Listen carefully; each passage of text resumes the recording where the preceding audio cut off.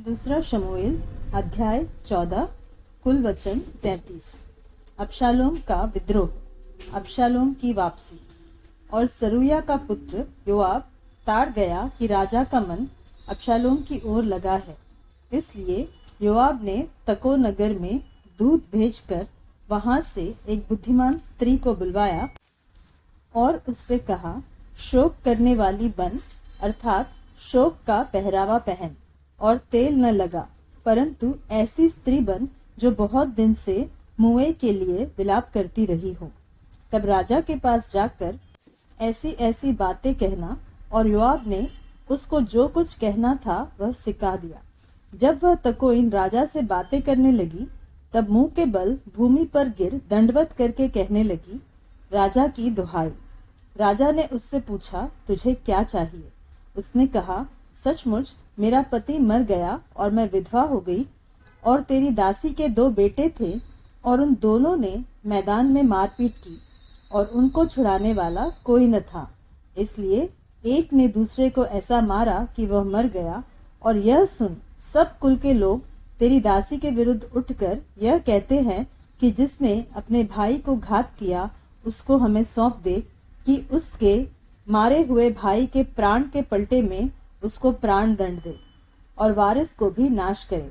इस तरह वे मेरे अंगारे को जो बच गया है बुझाएंगे, और मेरे पति का नाम और संतान धरती पर से मिटा डालेंगे। राजा ने स्त्री से कहा, अपने घर जा और मैं तेरे विषय आज्ञा दूंगा। तकोइन ने राजा से कहा, हे मेरे प्रभु, हे राजा, दोष मुझी को और मेरे पिता के घराने ही को लगे, और राजा अपनी गद्दी समेत निर्दोष ठहरे। राजा ने कहा, जो कोई तुझसे कुछ बोले उसको मेरे पास ला, तब वह फिर तुझे छूने न पाएगा। उसने कहा, राजा अपने परमेश्वर यहोवा को स्मरण करे कि खून का पलटा लेने वाला और नाश करने न पाए, और मेरे बेटे का नाश न होने पाए। उसने कहा, यहोवा के जीवन की शपथ, तेरे बेटे का एक बाल भी भूमि पर गिरने न पाएगा। स्त्री बोली, तेरी दासी अपने प्रभु राजा से एक बात कहने पाए। उसने कहा, कहे जा। स्त्री कहने लगी, फिर तूने परमेश्वर की प्रजा की हानि के लिए ऐसी ही युक्ति क्यों की है? राजा ने जो यह वचन कहा है, इससे वह दोषी सा ठहरता है, क्योंकि राजा अपने निकाले हुए को लौटा नहीं लाता। हमको तो मरना ही है, और भूमि पर गिरे हुए जल के समान ठहरेंगे, जो फिर उठाया नहीं जाता। तो भी परमेश्वर प्राण नहीं लेता, वरन ऐसी युक्ति करता है कि निकाला हुआ उसके पास से निकाला हुआ न रहे। और अब मैं जो अपने प्रभु राजा से यह बात कहने को आई हूँ, इसका कारण यह है कि लोगों ने मुझे डरा दिया था।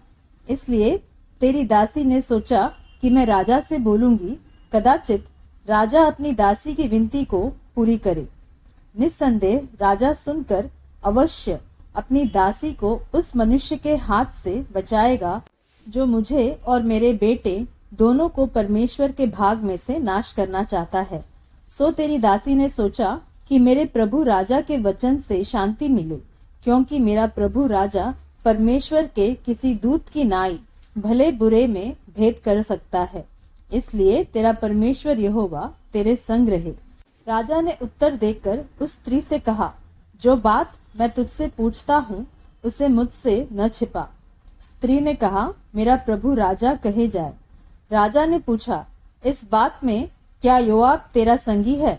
स्त्री ने उत्तर देकर कहा, हे मेरे प्रभु, हे राजा, तेरे प्राण की शपथ, जो कुछ मेरे प्रभु राजा ने कहा है उससे कोई न दाहिनी ओर मुड़ सकता है और न बाई। तेरे दास योआब ही ने मुझे आज्ञा दी, और ये सब बातें उसी ने तेरी दासी को सिखाई है।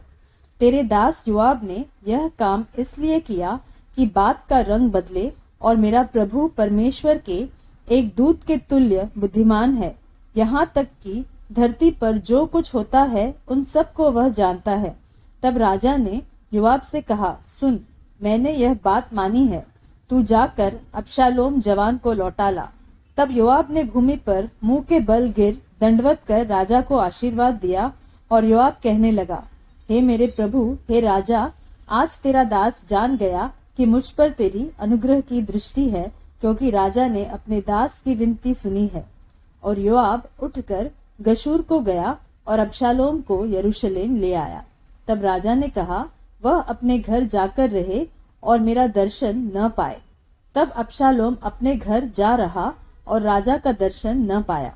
समस्त इस्राएल में सुंदरता के कारण बहुत प्रशंसा योग्य अबशालोम के तुल्य और कोई न था, वरन उसमें नख से सिक तक कुछ दोष न था। और वह वर्ष के अंत में अपना सिर मुंडवाता था। उसके बाल उसको भारी जान पड़ते थे, इस कारण वह उसे मुंडाता था।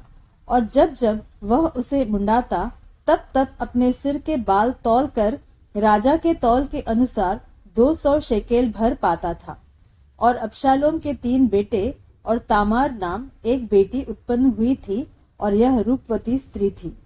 और अबशालोम राजा का दर्शन बिना पाए यरूशलेम में 2 वर्ष रहा।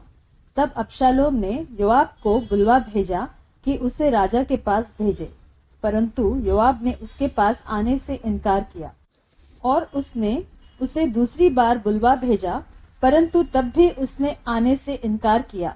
तब उसने अपने सेवकों से कहा, सुनो, योआब का एक खेत मेरी भूमि के निकट है और उसमें उसका जव खड़ा है, तुम जाकर उसमें आग लगाओ। और अबशालोम के सेवकों ने उस खेत में आग लगा दी।